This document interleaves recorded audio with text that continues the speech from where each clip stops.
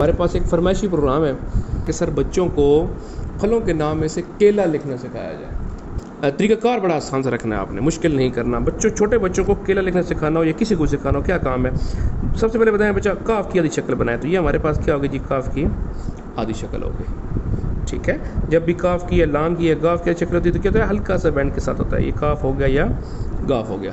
جہاں یہ آدھی شکل ختم ہو رہی ہے اس سے نیچے سے کر کے بے الف با والا جوڑ لگانا ہے. اوکے جی.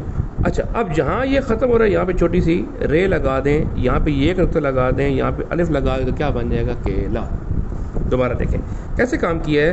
یہ کام یوں کیا ہے سر، یہ کاف کی آدھی شکل ہے، جہاں یہ ختم ہوگی اس کے نیچے سے بے الف با والا جوڑ، اور اس کے اوپر نیچے سے کیا کر دیا؟ رے والی شکل لگا دی. تو یہ رے والی شکل کے اوپر الف لگا دیں تو لام الف لا والا جوڑ بن جائے گا. اچھا مزے کی بات، صرف یہاں تک اب کام آپ کا ختم نہیں ہوتا. اب فار ایگزامپل آپ یہ کام کریں کہ کاف کی آدھی شکل ہے، یہیں سے بے الف با والا جوڑ ہے، اور یہ لگا دیں تو بیٹا یہ آپ کا کیا بن گیا؟ ہوتا ہے نا آپ کا کیا نام ہے؟ Question word.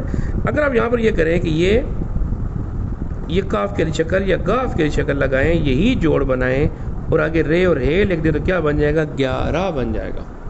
دوبارہ دیکھیں سر، یہ کیسے کیا؟ کاف کی شکل ہے، اس کے نیچے بے الف با والا جوڑ ہے، یہاں پہ لام الف لا لگائیں تو کیا بن گیا؟